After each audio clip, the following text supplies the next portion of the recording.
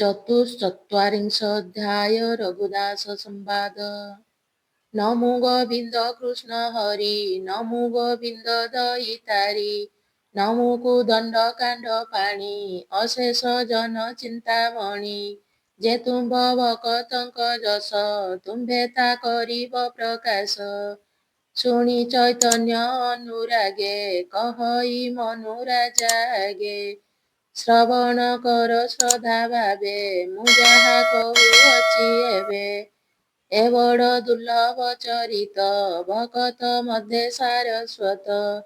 ପଶ୍ଚିମ ଦେଶେ ତାର ଘର ଜାତିରେ ଅଟେ ଦ୍ୱିଜବର। ନାମ ତାହାର ରଘୁଦାସ ସମ୍ପୂର୍ଣ୍ଣ ବୟସ 50। ପ୍ରଭୁ କୃପାରୁ ଦିବ୍ୟ ଜ୍ଞାନ ଉଦୟ ହେଲେ ତାର ମନ। ବିଚାର କଲା ତାର ଚିତେ ବନ୍ଧୁ କୁଟୁମ୍ବ ଆଦି ଯେତେ। କେହି ତ ନୁହଁ କାହାର ଏ ସର୍ବ ମାୟାର ସଂସାର।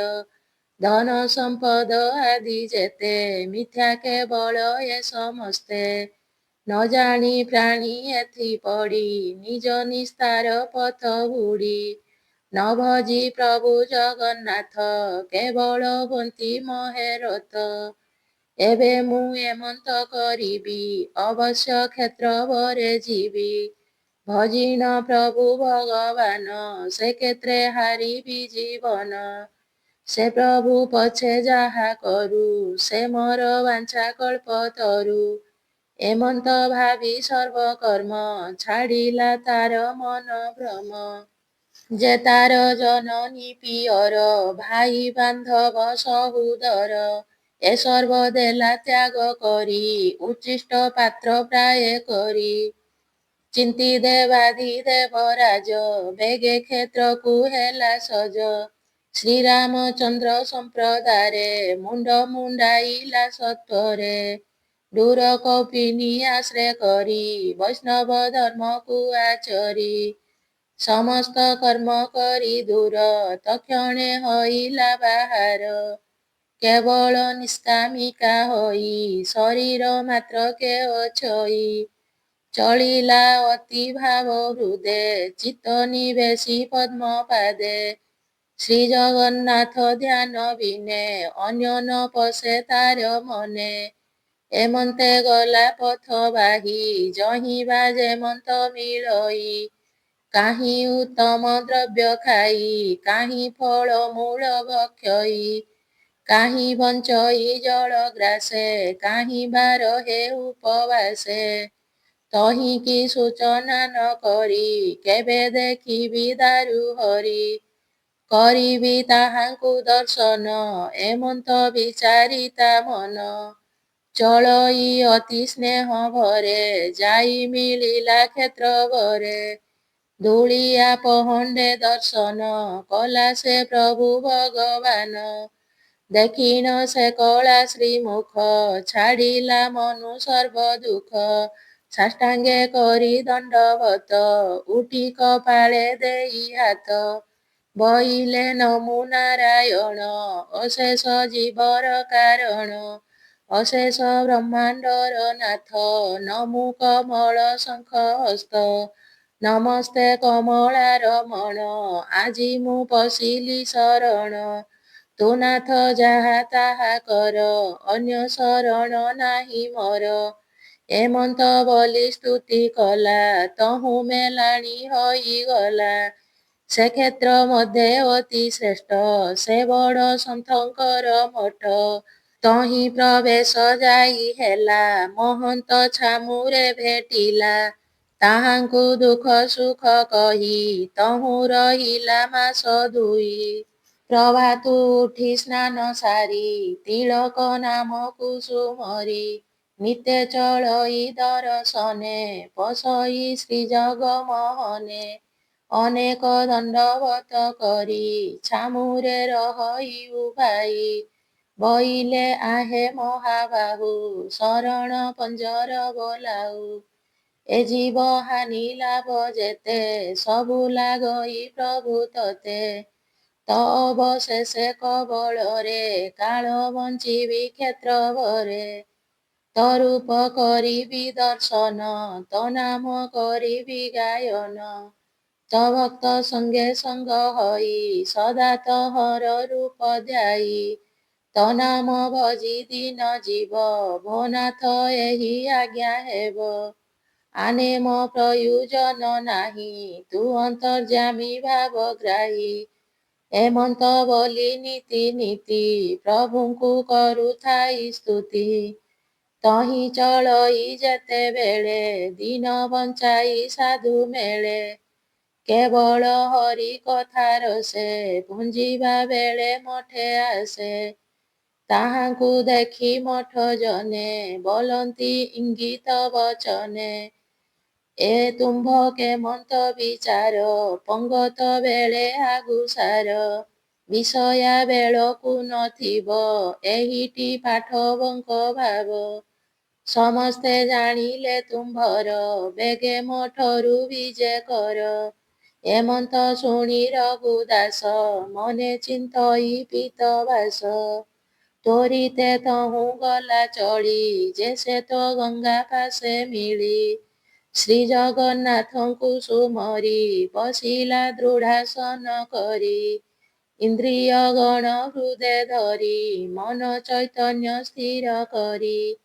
ଏକାଙ୍କ କରି ନ ସୁମନ, ନମିଲା ତ୍ରିକୂଟ ଭୁବନ। ଏମନ୍ତ କାମନା ପକାଇ, ରହିଲା ନିଷ୍କାମନା ହୋଇ। କେବଳ ପ୍ରଭୁ ଦୀନବନ୍ଧୁ, ମହାମହିମା କୃପା ସିନ୍ଧୁ। ଗୋବିନ୍ଦ ରୂପ ହୃଦଗତେ, ବିଜେ କରାଇ ଶୁଦ୍ଧ ଚିତ୍ତେ। ଛାଡ଼ିଣ ଦେହ ବୁଦ୍ଧି ଜ୍ଞାନ, ନୟନ ବୁଜି କରେ ଧ୍ୟାନ। କେବଳ ରାମ ନାମ ଗୋଟି, ଭଜନ କରେ ନିଜ ଗଣ୍ଠି। ଛାଡ଼ିଲେ କ୍ଷୁଧା ତୃଷା ଆଶ, ପିଇନ ନାମାମୃତ ରସ। ଯାଉ ବା ଥାଉ ଏ ଶରୀର, ପ୍ରାଣ ଯିବାକୁ ନାହିଁ ଡର। ଏମନ୍ତ ବୋଲି ଦୃଢ଼ କରି, ବସିଲେ ଗୋବିନ୍ଦ ସୁମରି। ଏକେ ତ ନିଦାଘର କାଳ, ରବି କିରଣେ ବହେ ଝାଳ। ଅନଳ ପ୍ରାୟେ ରେଣୁ ରାଜି, ତପତେ ହେଉଥାଏ ଭାଜି। ତହିଁ ବସିନ ଦୃଢ଼ାସନେ, କିଛିହିଁ ଭୟ ନାହିଁ ମନେ। ଏମନ୍ତ ଗଲା କେତେ ଦିନ, ପଥେ ଯେ ଆତଯାତ ଜନ। ଦେଖି ସେ ପାଇଲେ ବିକଳ, ବୋଲନ୍ତି ଧନ୍ୟ ତପଶୀଳ। ଏମନ୍ତ କହି ତାଙ୍କ ପାଶେ, ଛତ୍ର ପୋତିଲେ ଛାଇ ଆସେ।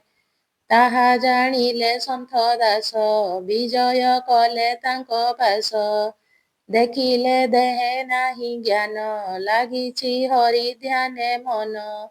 କେତେ ହେ ରୂପେ ଡାକ ଦେଲେ, ସେ ରଘୁଦାସ ନ ଶୁଣିଲେ। ଜାଣିଲେ ନିଶ୍ଚେ ଏ ଅତୀତ, ତପେ ହରିବ ହରି ଚିତ୍ତ। ଏମନ୍ତ ବୋଲି ଚଳିଗଲେ, ନିଜ ମନ୍ଦିରେ ଯାଇ ହେଲେ। ମହାପ୍ରସାଦ ଦିବ୍ୟ ଅନ୍ନ, ନାନାଦି ପ୍ରକାରେ ବ୍ୟଞ୍ଜନ। ପେଷିଲେ ସୁଆରଙ୍କ ହସ୍ତେ, ସେ ଘେନି ଚଳିଲେ ତ୍ୱରିତେ। ରଘୁଦାସଙ୍କ ପାଶେ ଦେଲେ, ଯେ ଯାହା ମଠେ ଚଳିଗଲେ। କେତେ ହେ ବେଳ ଗଲା ତହିଁ, ଚେତନା ପାଇ ଦେଲେ ଚାହିଁ। ଦେଖିଲେ ଶ୍ରୀ ମହାପ୍ରସାଦ, ଅନେକ ହୋଇଲେ ପ୍ରମୋଦ। କେବଳ ମାତ୍ର ସେବା କଲେ, ପୁଣି ସେ ଧ୍ୟାନରେ ଲାଗିଲେ। ମାତ୍ରକ ପ୍ରଭୁ ଜଗନ୍ନାଥ, ସ୍ୱରୂପ ରଖି ଦୃଷ୍ଟିପଥ। ସେହି ରୂପରେ କରି ଧ୍ୟାନ, ନ ଜାଣେ ଅନ୍ୟ କଥା ମାନ। ନିଦ୍ରା ଅଳସ କ୍ଷୁଧା ତୃଷା, ଛାଡ଼ିଲେ ସର୍ବକର୍ମ ଆଶା। ଏମନ୍ତେ 14 ଦିବସ, ତପେ ସିଝିଲା ଦେହ ମାଂସ। କେବଳ ଭକ୍ତି ଆଶ୍ରେ କରି, ରହିଲେ ରାମ ନାମ ଧରି। ତାହା ଜାଣିଲେ ଆଦି ମୂଳ, ଯେ ପ୍ରଭୁ ପରମ ମଙ୍ଗଳ। ନ ସହେ ସେବକ ବେଦନା, ଏହି ନିମନ୍ତେ ଚକ୍ରେ ବାନା। ଉଡ଼ୁଅଛଇ ଫର ଫର, ନାହିଁ ଯେ ଭକତ କୁଳର। ଏମନ୍ତ ପ୍ରଭୁ ଦେବରାଜ, ତୋଳିନ ଶଙ୍ଖ ଚକ୍ର ଭୁଜ। ଶରଣ ଯାଚୁଛନ୍ତି ବଳେ, ଯେ ବାପ ଶିବ ଏତେବେଳେ। ମହାପତିତ ପଛେ ହେଉ, ତାହାର ଭୟ ନାହିଁ ଆଉ। ଏକଥା ଅଟଇ ପ୍ରମାଣ, ଶୁଣ ହେ ମନ ନୃପରାଣ। ରଘୁଦାସଙ୍କ ଭାବ ଜାଣି, ସହି ନ ପାରି ଚକ୍ର ପାଣି। ବିଜୟ କଲେ ଭଗବାନ, ସେ ରାଜ୍ୟ ରାଜା ସନ୍ନିଧାନ। ଘୋର ନିଦ୍ରାରେ ଅଛି ଶୋଇ, ସ୍ୱପନ ମାର୍ଗେ ଆଜ୍ଞା ଦେଇ। ବଇଲେ ଶୁଣ ରେ ରାଉତ, ପଶ୍ଚିମ ଦେଶ ମବକତ। ଆସୀନ ଶ୍ଵେତ ଗଙ୍ଗା ଠାରେ, ମୋର ଦକ୍ଷିଣ ପାରୁଷରେ। ଘୋର ତପସ୍ୟା କରେ ବସି, ମୋ ନାମ ଜପି ଅହର୍ନିଶି। ଅନ୍ନ ଭୋଜନ ନାହିଁ ତାର, ମୋ ପାଦେ ଦେଇ ଭାରାବର। ହେଲାଣି 14 ଦିବସ, ତେଣୁ ଅଇଲି ତର ପାଶ। ସେ ମୋର କୁଟୁମ୍ବରୁ ଜଣେ, ଏହା ହିଁ ବୁଝ ହେ ଆପଣେ। ଦେଖି ତା ତପସ୍ୟା କଠୋର, ଅନ୍ନ ଭୋଜନ ନାହିଁ ମୋର। ସେ ମୋ ବାଳୁତ ପୁତ୍ର ପ୍ରାୟେ, ତାର ବ୍ୟାକୁଳ ସହି ନୁହେଁ। ଏଣୁ ମୁଁ କହିଗଲି ତତେ, ହେ ରାଜା ଭଲେ ରଖ ଚିତ୍ତେ। ରଜନୀ ପ୍ରଭାତରୁ ଯିବୁ, ମୋ ଭକ୍ତ ପାଶରେ ମିଳିବୁ। ଅନେକ ଗୌରବ କରି, ଘେନାଇ ଯିବୁ ଦଣ୍ଡଧାରୀ। ଏ ମୋର ଦକ୍ଷିଣ ପାରୁଷ, ବିସ୍ତାରି କରିଣ ନିବାସ। ତୁଳାଇ ଦେବୁ ହେ ରାଜନ, ଖଞ୍ଜିବୁ ଖଞ୍ଜାବରତନ। ଯାବତ ଚନ୍ଦ୍ର ସୂର୍ଯ୍ୟ ଥିବ, ସେ ମୋର କୋଠାରେ ରହିବ। ଅନେକ ବୈଷ୍ଣବ ରହିବେ, ମୋ ଭକ୍ତ ସେବା କରୁଥିବେ। ନିଶ୍ଚିନ୍ତେ ଅନ୍ନ ବସ୍ତ୍ର ପାଇ, ମୋର ସେବାରେ ଥିବେ ରହି।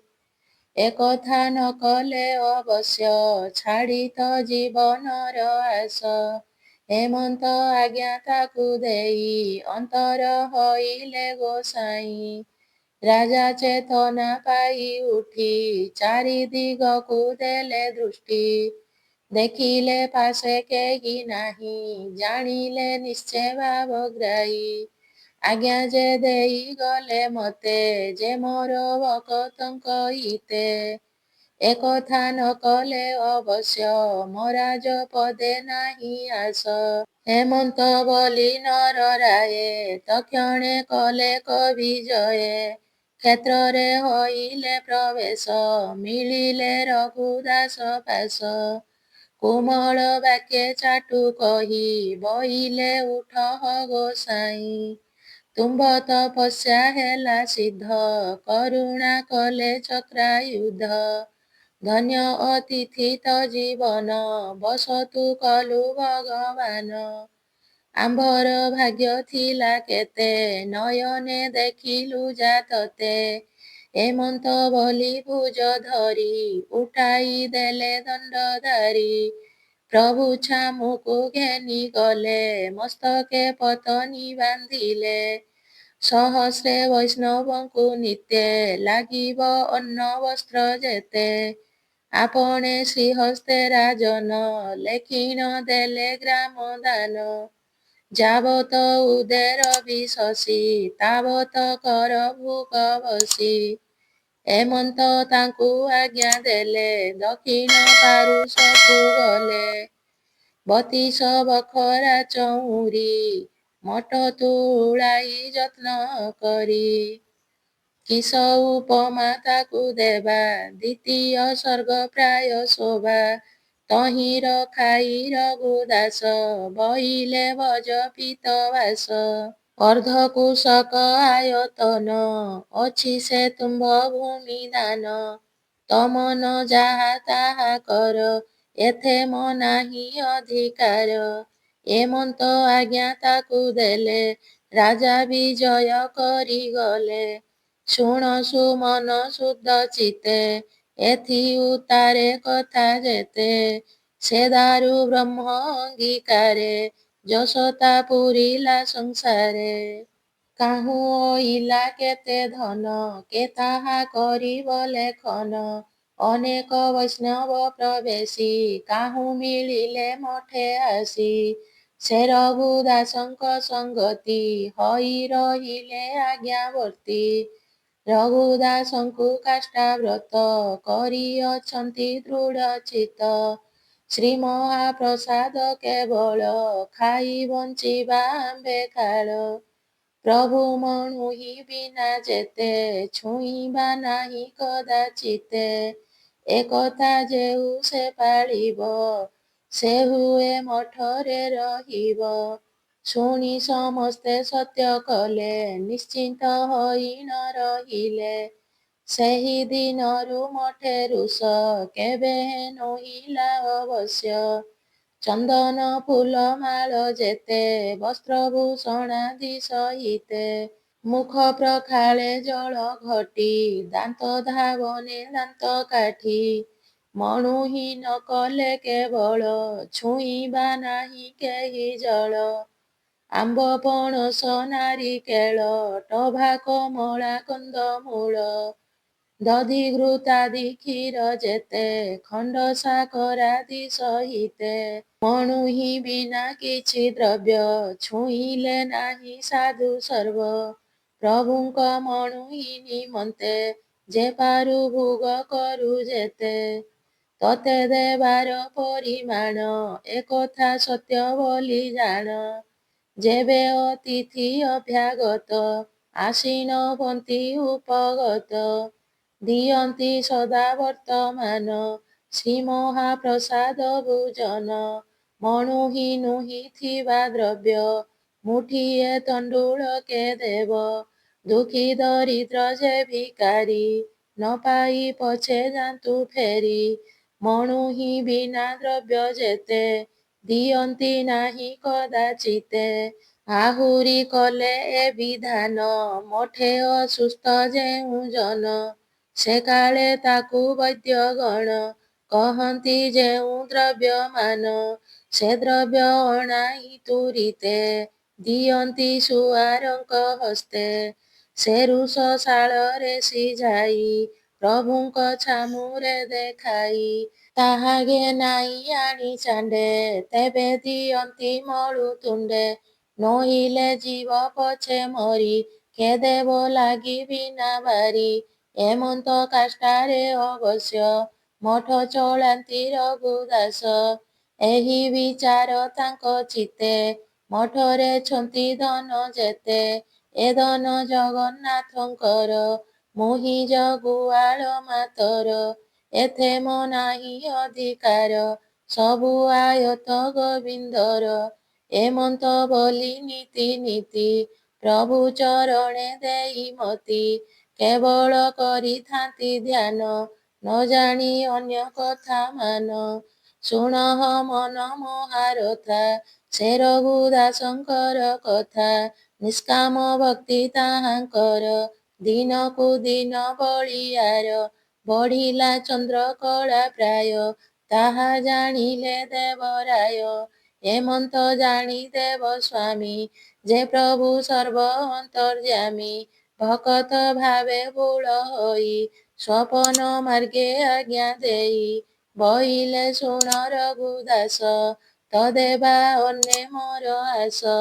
ମୋର ଯଶୋଦା ମାତା ମୋତେ, ଯେହ୍ନେ ବୁଞ୍ଜାଉଥାଏ ନିତ୍ୟେ। ସେ ଅନ୍ନେ ଯେତେ ସୁଖ ମୋର, ତାହା ଜାଣଇ ମନ ମୋର।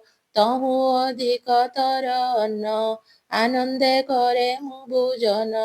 ଏଣୁଟି କହିଗଲି ତତେ, ହୁଡ଼ି ତୁ ନ ଭୁଞ୍ଜିବୁ ମତେ। ଏ ଆଜ୍ଞା ଦେଇ ଯିବା ବେଳେ, ସେ ରଘୁଦାସ ଚାହିଁଦେଲେ।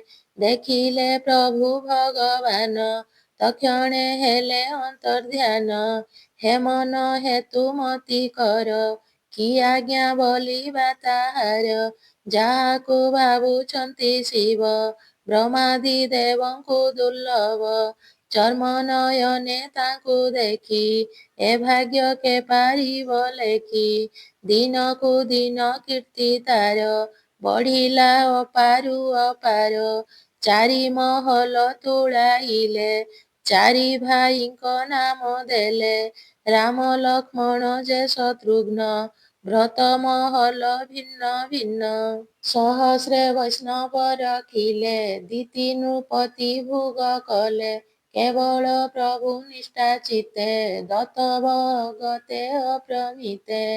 କରିଣ ବଞ୍ଚାଇଲେ ଦୀନ ଭଜିଣ ଶ୍ରୀ ରଘୁନନ୍ଦନ ଦେହାନ୍ତେ ଶ୍ରୀହରି ନିବାସେ ବସିଲେ ଯାଇ ରଘୁଦାସେ। ଶୁଣ ହେ ମନ ମହାରଥା ଏ ଦାଢ଼୍ୟ ଭକ୍ତି ରସ କଥା ସେ ହରି ଭକତେ ଦୟାଳୁ ଭକତ ଭାବ ତାଙ୍କ ମୂଳ ଯେ ଚଳେ ଦୃଢ଼ କରି ମନ ସେ ନର ଲଭେ ଭଗବାନ। କହଇ ବିପ୍ର ରାମ ଦାସ ସେ ପ୍ରଭୁ କମଳା ବିଳାସ ସେ ଭକ୍ତ ଭଗବାନ ପାଦେ ମନ ମରହୁ ଅପ୍ରମାଦେ। ସାଧୁଙ୍କ ଚରଣକୁ ମୋର କୋଟିଏ ବାର ନମସ୍କାର ସଂସାର ମଧ୍ୟରେ ଲବଣୀ ଅତି କୋମଳ ବୋଲି ଜାଣି ହେଲେ ଅନଳ ତାପ ପାଇ ତେବେ ସେ ସିନା ତରଳଇ। ସାଧୁଙ୍କ ପରତାପ ଦେଖି ଧୈର୍ଯ୍ୟ ନ ପାରିଲେ ରଖି ତକ୍ଷଣେ ହୋଇ ଦ୍ରବୀଭୂତ ଏଣୁଟି ଧନ୍ୟ ତାଙ୍କ ଚିତ୍ତ ଏ ଘେନି ତାଙ୍କ ପାଦେ ଆସ କଲା ଏ ବିପ୍ର ରାମ ଦାସ। ଏ ଘୋର ଦୁର୍ଗତିରୁ ମତେ ଉଦ୍ଧାରି ନେବେ ସେ ସାକ୍ଷାତେ ଶ୍ରୀ ଜଗନ୍ନାଥ ପାଦ ତଳେ ଭେଟାଇ ଦେବେ ଏକାବେଳେ। ଏମନ୍ତେ ବୋଲୁଅଛି ମତି ତାହା ଜାଣନ୍ତି ଗଣ ଜ୍ୟୋତି। ଇତି ଶ୍ରୀ ଦାଢ଼୍ୟତା ଭକ୍ତି ରସାମୃତେ ମନ ଚୈତନ୍ୟ ସମ୍ବାଦେ ରଘୁଦାସ ଦାଢ଼୍ୟତା ଭକ୍ତି ବର୍ଣ୍ଣନେ ନାମ ଚତୁଶ୍ଚତ୍ୱାରିଂଶ ଅଧ୍ୟାୟ।